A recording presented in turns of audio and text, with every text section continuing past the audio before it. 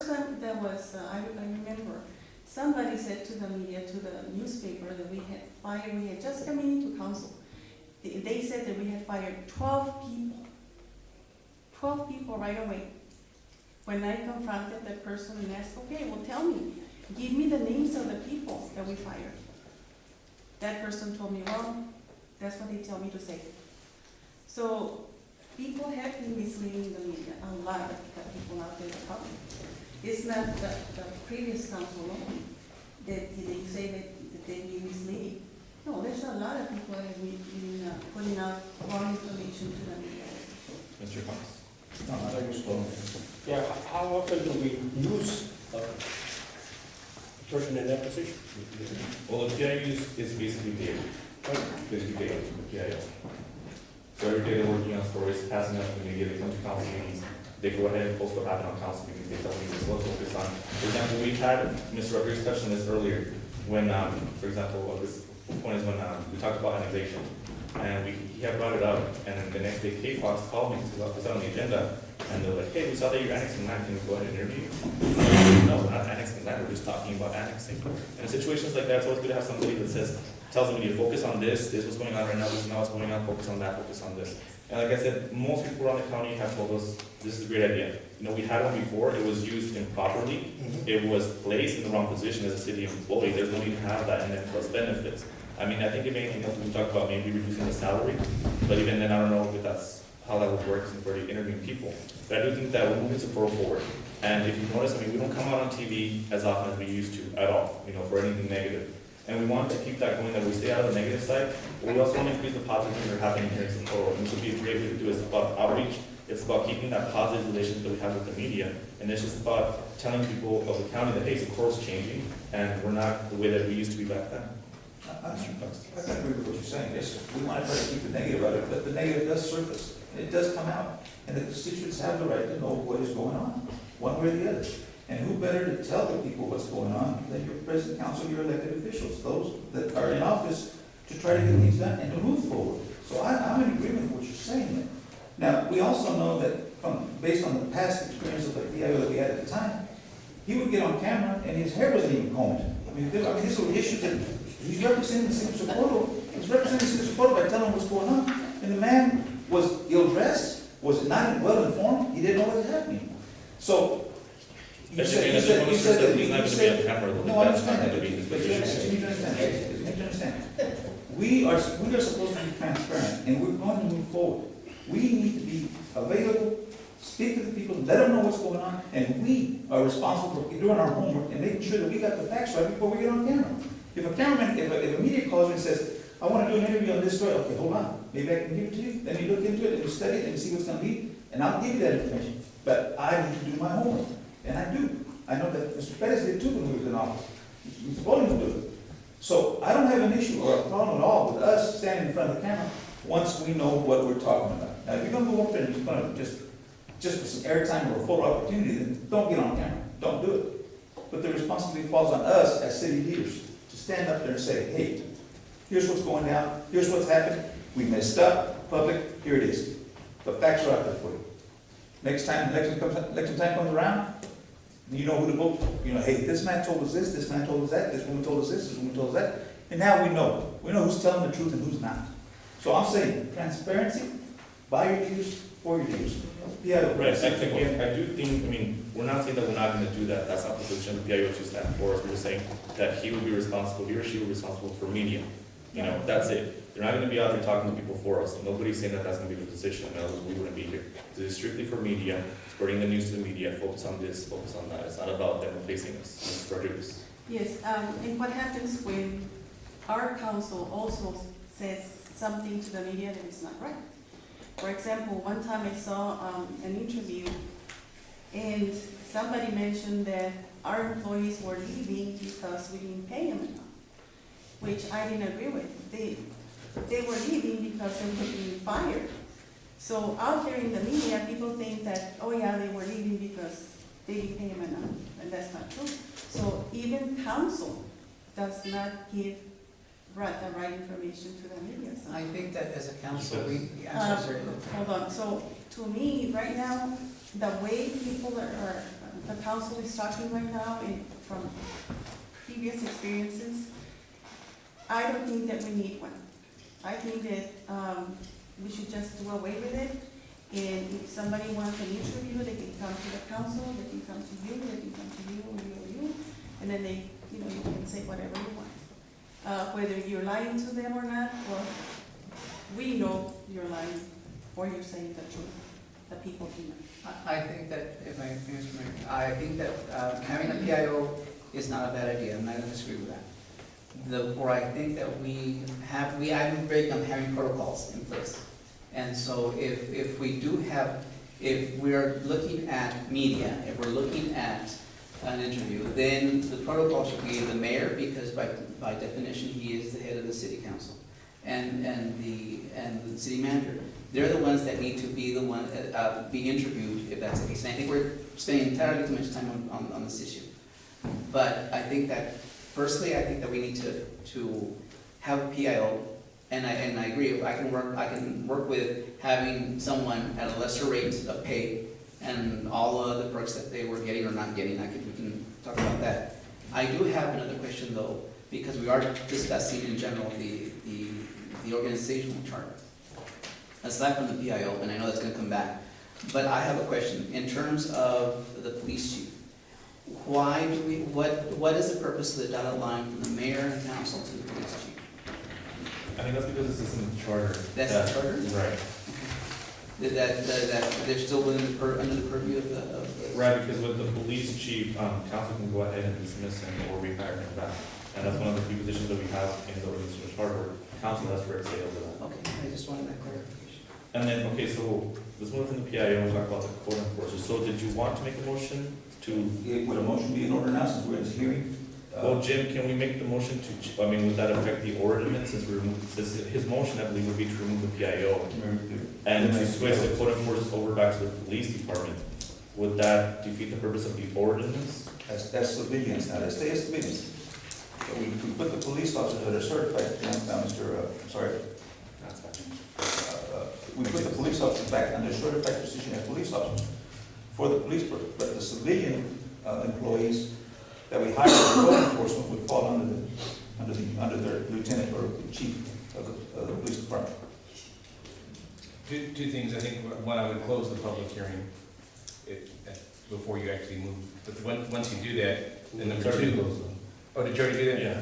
Okay, well, then, the number two, then yeah, I think you're posted just fine for that, all you need to do is amend the proposed ordinance amend or revise the ordinance amendment that you're proposing. And you would need to recite that, yes, but in the form of a motion. That's where you help on that. Yes, sir. And my motion is gonna be, Oh, you can still. no, No, you can go ahead, we can still discuss after the motion, that doesn't stop. I would make a motion, please, to eliminate the PIO position altogether out of the organizational chart, and to move the code enforcement officers, the two new civilian positions, under the police department, to work hand in hand with the police department. I think that it's wiser to take it piece by piece, because there's some things I do agree with and some things I don't agree with. Okay. And Well, so I it's think that it. No, I mean, since he would be the motion, and then we can either change that down, I mean, we can't go and say this part now. And this No, part. but I'm saying is that he's making a sweeping Yeah, motion. that's why I asked Mr. Martinez, we could go ahead and do it now, or. The answer is yes, you can, and you can ask for the movement to amend his motion, the movement can choose to do that or not. All right. If I have a second first. Otherwise, So we have a motion, do we have a second? Um, We have a motion, a second, any further discussion on this? Mr. Cox? I believe it Or- was, Mr. Cox, any further discussion on this? no, the motion is No, you can still discuss afterwards. No, I've already made a motion. well, those positions were already under the police department, right? Before, and they were trying to remove them from the police department. So I agree that they should be removed from the police department, but I also agree with his first part of the motion to do away with the the public officer. Yeah, public information officer. So how do we do this? And Mr. President, hold on. Well, that was, So, that was my we motion, did- was it not? Yes. So then, I would ask Mr. Cox, if it be correct, well, first of all, was there a second? There was a second by Mr. Bowen, so then I would ask Mr. Cox at this time to consider amending his motion to reflect just the piece, considering if you want to have the PIO in there, then amend your motion just to address the PIO, and then later, perhaps make a subsequent motion to then consider the movement of the code enforcers under the police department. Because the way you're sitting your motion now, you're making a sweeping change, and I don't know that that would be in the best interest. We're consolidating these positions, we're moving them all at one time, and I think that that's not the way to go. What would you propose? I would propose. Well, like, make your motion, for example. I understood the part is separate, I'm just saying, what would you propose? Well, for example, if we're gonna, whatever considerations we're gonna make about changing within the organizational chart, make it at one position at a time versus doing the both positions of code enforcer and PIO and making the changes. I can agree with that. I can withdraw my motion if the second agrees. And I'll Well, just say, when were they moved in the first place? well, according to this organizational chart, they were with the police department, but they're gonna take the two officers out. But I don't see. When did they take them out? Mr. Roddick, can you come? When did we vote on it? On our last council meeting, we went, the organizational chart was presented with all the changes, and it was approved to go ahead and make the changes. There was a recommendation for the PIO to go into the, because this was the proposed, and then the PIO went up here. As opposed to down. So this is what is, Yeah, the PO was Correct. there. And that was the recommendation that was done. so what we have here is subsequent to what you have. This. Correct, because it was approved to go ahead and make the change, and the reason we went ahead and made the change to the code enforcers going into the planning and zoning is because it was a more cost-effective approach. Because right now, we are short-staffed in the police department, meaning that those two police officers would be moved to patrol, and then we would hire 2 civilians for the code enforcement. So it was a more cost-effective approach. And it was approved. And it was presented in council and approved, and we were gonna go ahead and adopt it. So with then, this meeting. so then they were taken off of the police department because they're no longer going to be peace officers, is that correct? Correct. I mean, they were gonna be moved into the code Well, enforcement, then, which yeah, is the planning and exactly. zoning. The police absorbed these 2 positions as peace officers. Correct, so they're gonna go ahead and get moved back to patrol, and now we're gonna hire 2 new code enforcers at a lower salary just to do the enforcement. They would not be police officers. No, I understand. They would not be certified, they would be civilians that are gonna be doing the code enforcement.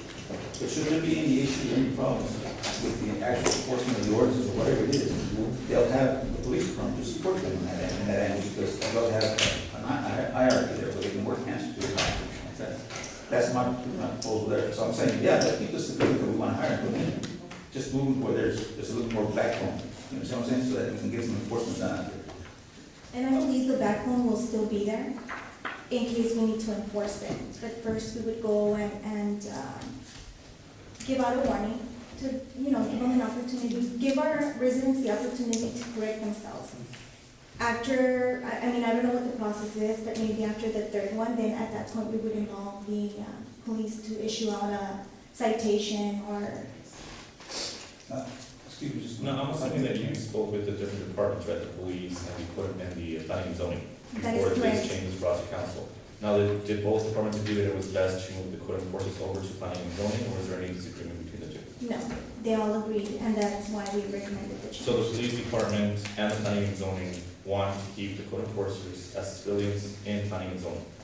That is correct, and that is because they want into the planning and zoning, just because they want to use their officers to patrol the Well, I city. mean, if we have the planning and zoning department recommending this, and we also have the police department saying it's best if they're over there, I don't see why we, as a council, should go against the administration that wants them in position and say, no, you can't, we want them over here. If both departments are agreeable to this, and why should we say no? Because it's Rodriguez. I have a question. We have a lack of enforcement, okay? there's homes that aren't taken care of. There's a lot of stuff that needs to be done. And the way it is structured right now is that our code enforcers are police officers, okay? And we're short-staffed in our police department, so they're pulling away from their duties as code enforcers so that they can help our community, okay? And therefore, you know, they decided to go ahead and say, you know what, since they're gonna be code enforcers, they should be under the planning and zoning because they have all the ordinances, all of the rules and regulations. So they should know it and they should be underneath it. If we're gonna use muscle or use the authority of the law, then after the process is done, then we'll send an officer. But I think that it should be best with the way they bring it to us and move these individuals with a position from the police department to planning and zoning. That is the best, I think it's the best solution. And I think it is. I'm basing my information on 2 meetings that I had, okay? And in one of those meetings, and I believe there's gonna be a presentation later on by Ms. Olvera from the police department, Officer Olvera, in regards to the issues that are coming up in regards to the enforcement out there, of the code enforcement. And you're gonna find it becomes a stalemate, and actually it's not happening. I think you'll find that in the report.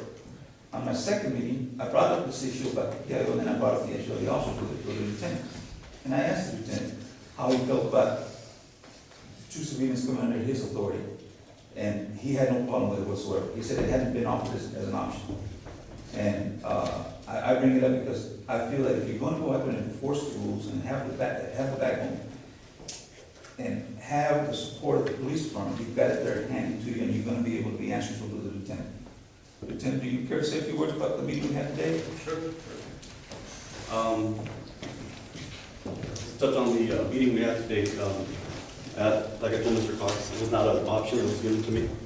He said if he proposed it, I already told him that, of course, our officers are going to kind of be the training officers, assist planning and zoning. Then he said, you know, have you ever thought of this? And I said, no, we didn't even think about that. But I told him the reason we did it this way was for the financial benefit and everything else that was offered by the studies and everything. Now, what will be the difference, because he gives reference to the fact that if you're in the police department, you have these reactions, you have more muscle, compared to not being in the police department? Because what I'm saying is, what I'm getting from that is that if you work in the police department, they'll be quicker to respond. Whereas if you're in planning and zoning, if you call them, it won't be as quick. And I don't think there should be an issue with anybody who's worked or works in your department saying, hey, I have an issue right here, come over. You'll respond to that, whether you're in the PD department or whether you're in planning and zoning or within the parts, it would be the same response time, correct? So what will be the difference and what will be the benefit in putting somebody in planning in the police department or in P&Z, because the response to them either way. So Well, like I told Mr. Cox, he asked me if it would be an option. I told him it was not one that we considered. But he said if he offered it to the council and proposed it, would it be something I would be opposed? I said, if that's something that the council would want, then, I mean, I'd be willing to do. But do you think there would be any specific benefits? I keep hearing that if you're in the police department, you have more muscle, whether as if you're not, I feel like you don't have the muscle, but I'm saying there should be a difference in the response time. When somebody calls you, you respond either way. Like, you're not gonna be out there patrolling the city, having a code enforcer at your side, holding a sandbox in the city. I mean, I'm sure you guys are still gonna be patrolling. So if I'm with parks, and if I call you, you're still gonna respond. If I'm planning and zoning, and I call you, you're still gonna respond. So what will be the difference? That's what I'm trying to understand. No, there wouldn't be any difference. I mean, we're gonna be responding to the call no matter what. It's a call for service, so we'll be out there. Like we've discussed in the past, we wanted more police officers. The option was made, planning and zoning wanted the code enforcers back under them. He asked me if we would be able to handle the code enforcers under my command. I said, yeah, sure. I mean, whatever the council decides is what I'm open to it either way. Mr. Bowen. Why can't we just let them go back to the police department and hire civilians? The city of El Paso has civilians that's code enforcement. And that's the whole purpose of this chart, the change, is that the officers are gonna go back to patrol, and then the 2 civilians were proposed to be under planning. which I don't have a problem with. Mr. Cox asked me if, I guess kind of like if we need more muscle, can we call it? So we're gonna be training them anyway, and I've already told Mr. Leone, we're always gonna be there for them, so. I think more than anything else, I think. I think we can hire somebody with a little less salary Yeah. and have them enforce the code. And then let this gentleman and lady go back to their police duties. I agree. And Well, that's a proposed change, yeah. I think something else to keep in mind is that, we have the police department, how many employees do you all have? We're authorized 29. And we'll be adding how many? If we will be adding two. Well, we have We have 3 positions. 27, yeah. 3 positions that are open. We would be moving these 2 officers back to patrol, plus our property and evidence, which is also an officer, back to patrol. So that would put us at where we want to be, which is 10 on each shift. And so also with that, I mean, if you look at that, we'll be adding 2 additional positions on top of those. Whether as we keep it as planning and zoning, Mr. Loney has 1, 4, 6, 9, 10. So he'd be a third of what the police would be overseeing. So I think we would just be adding more burden to the police department, you know, let them focus on patrolling the streets. Let the planning and zoning director focus on his employee, which would be a lot less. Mr. Pettis. I think it's just a matter of logistics. I'm just as comfortable with the code enforcers being under P and Z, and they're going to have to tap on you all for any kind of training, 1.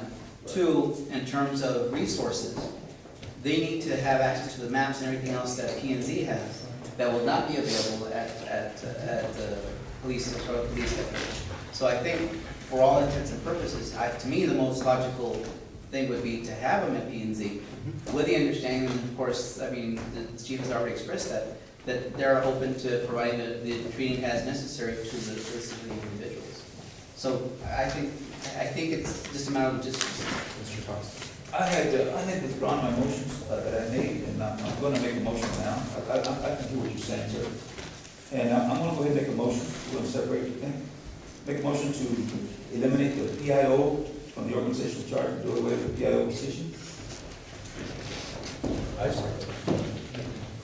All right, motion second, any discussion, Mr. Cox? No, I think I've already done that. The position of PIO from the organizational chart. And again, I just think that the PIO is essential to support. We do need somebody that can communicate with the news, not a camera. Like if you're in that, oh, you're looking at cameras, you're camera, that's not what we're looking for. We're looking for someone who can talk to the news station, say, focus on this, focus on that, outreach to the news, not to the community, not take our jobs away. I mean, we're already interviewing people right now. I think if anything else we can work on, maybe reducing the salary to a lower amount, if you're still open to that. But I mean, that's just my thought on that. Mr. Rodriguez? Yeah, I think so too. I think we do need a PO. I do think that we need to move the 2 positions to P and Z. And it'll alleviate, congestion at the police department. Okay, so the motion is to remove the PIO and to leave, basically just doing with PIO. No, I separated. Motion is to eliminate the position of PIO in the organizational chart. Do it with Scott. I got a second. Would we need another motion Should we for vote now? the P and Z since there's already there anyway? We wouldn't have to make any change to it. The motion that I think the best way to interpret your motion is to amend this ordinance, to revise the proposed amendment to the ordinance to delete the PIO position. And that doesn't take care of that, you still haven't approved an ordinance. So if that motion passes, you still would need a second motion to either approve it as it is or to alter where the 2 civilian code enforcers are housed. All right, so a motion is second. Okay, the original motion now, I did amend, but I withdrew my motion. Got it. First, the one that you suggested. Now, the motion is to do away with the PIO position on the organizational chart, period. Right. Nothing to do with the law, with the code enforcement Right, that's what I'm officer. saying. Right, and I get that, I'm just saying that We got a wouldn't, second on that. I understand, that wouldn't completely dispose of the agenda item. I mean, even if that passes, that would revise the proposed ordinance amendment, but you still need action to dispose of the remainder of the proposed ordinance amendment. Does that make sense? We're not approving the amendments, or We're amending the ordinance and then we're gonna We're approve just the ordinance amending as the amended. proposed amendment. Yeah, that's it, he said it. We'll have to do it again for the second one. Okay, go ahead. Motion made by Mr. Cox, second by Mr. Bowling. Mr. Pettis? No. Mr. Rodriguez? No. Mr. Bowen? Yes. Mr. Cox? Yes. And Ms. Rodriguez? Yes. Motion passes to eliminate the PIO position. And we have a motion to, Wait. The motion to, To remove it from. To remove it from the organizational chart. okay. and then we have a second motion. The second motion is to move the code enforcement officers, the civilian code enforcement officers that are going to be hired under the police department, and the authority of the lieutenant as code enforcers. All right, do we have a motion to a second? What? He wants to put it as Can the you tell police me again? department. Can you say it again? He wants to put them in the police department. That I hasn't want changed. to move the code enforcement officers, civilian code enforcers that we're going to hire under the police department. Okay. All right, do we have a motion to a second?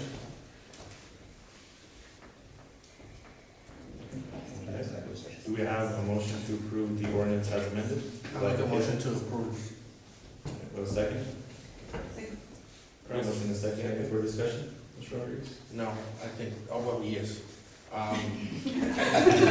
Like always, I think we should just move them and have the police department take care of their police officers and code enforcement by P&Z. Anybody else on this? Motion and a second? Motion made by Mr. Rodriguez, second by Ms. Rodriguez. Mr. Perez? Aye. Mr. Rodriguez? Aye. Mr. Bowen? Yes. Mr. Cox? No. And Ms. Rodriguez? Yes. Motion passes. Okay. Jim, do we have both the lawyers present now? For number 49? Yes. Yes, yes, you did.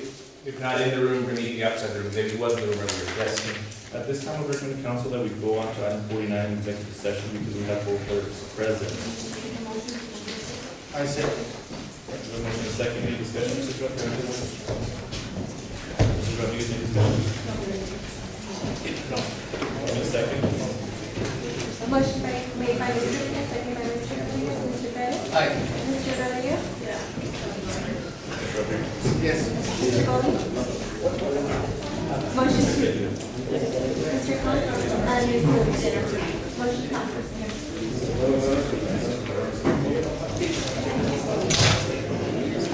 We are going into executive session at 7:58. Sorry, speak up.